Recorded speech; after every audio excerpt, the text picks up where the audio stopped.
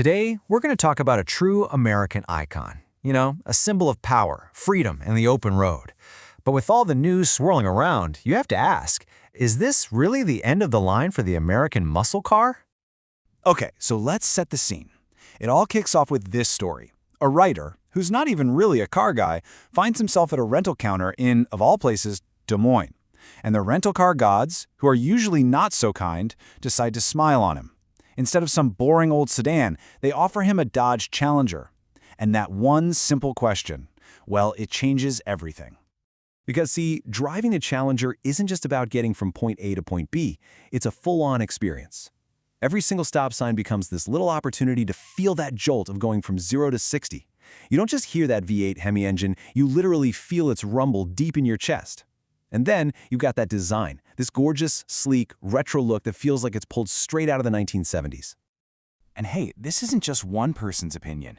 When a legendary car collector like Leno says something like this, you know it's got some real weight behind it. He called the Challenger the last of its kind, a true titan of the American road. So our writer, he decides he has to have one. He's all in, ready to embrace his inner muscle car guy. But then, disaster strikes. In 2023, Dodge announces it's ending production of the Challenger and its four-door cousin, the Charger. And right after that, Chevy goes and kills off the Camaro. All of a sudden, that dream was just fading away. Which, brings us to the big question here. What's going on? What are the forces that are pushing this uniquely American icon right to the edge of extinction? Is this just about some new regulations, or is there something, deeper happening to the culture itself? To find out, we have to go right to the heart of it all. So we're heading to Pontiac, Michigan for this event called Roadkill Nights. It's a legal drag racing festival that's basically the capital city of modern muscle car culture. Now, the first thing you notice, of course, is the smell of burning rubber. But this isn't some scene out of Fast and Furious. It's actually more like a county fair. You see families everywhere, food trucks, they've got hired drivers giving these insane drift rides, and even little Power Wheels muscle cars for the kids. It's a whole community celebration. And when you start talking to the people there, you really start to get what's at stake. Mike Shuro, he's a regular, he says it's all about creativity. It's about taking a car and, with your own two hands, making it yours. He feels like that hands-on spirit, that kind of art form, is starting to disappear. And what's really, really interesting is that the culture, it goes so much deeper than just the cars themselves. For enthusiasts like Sean Splaney, garage time isn't just about tinkering with an engine. It's about friendship, it's about community, it's a way to unwind, talk through your problems, and just connect with people who get it. He actually calls it therapeutic.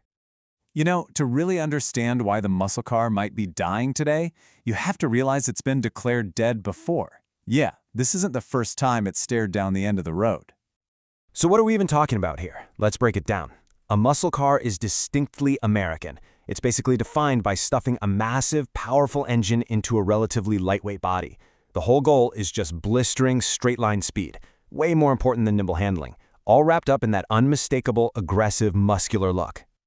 The muscle car has this very clear life cycle. The golden era, that kicked off in the mid-60s, perfect timing for the baby boomers. But then, by the 70s, the oil crisis and new environmental laws basically killed it off. Then, you get this cultural revival, thanks in part to movies like The Fast and the Furious, and they come roaring back in the 2000s. And now, well, here we are, watching history pretty much repeat itself. So, if it's come back from the dead before, what makes this time feel so different? Let's try to untangle this complex web of factors that are all contributing to this, modern takedown. While those tough new emission standards are kind of the main trigger, it's really a perfect storm.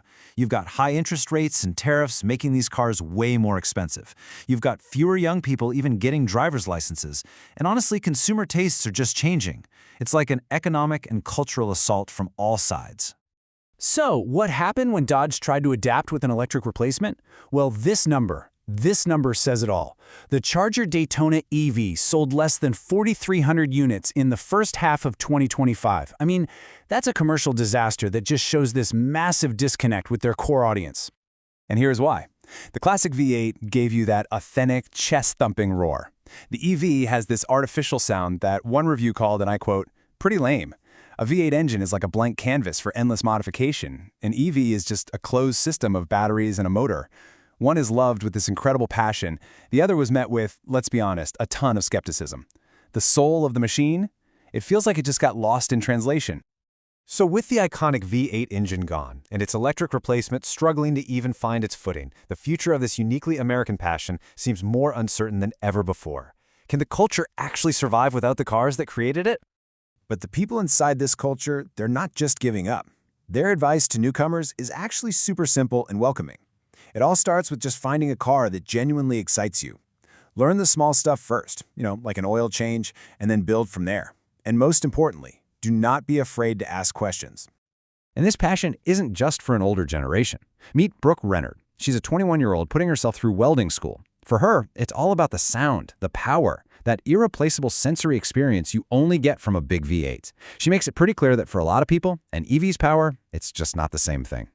And that really gets to the absolute heart of it.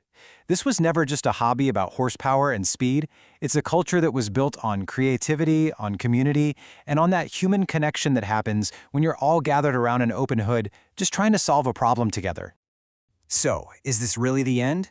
Or is it just another pit stop? After listening to a friend complain about the death of the Challenger, a veteran racer named Jim Schmidinger, he just smiled and offered this simple, powerful prediction. It'll be back. And he leaves us all wondering, what if he's right?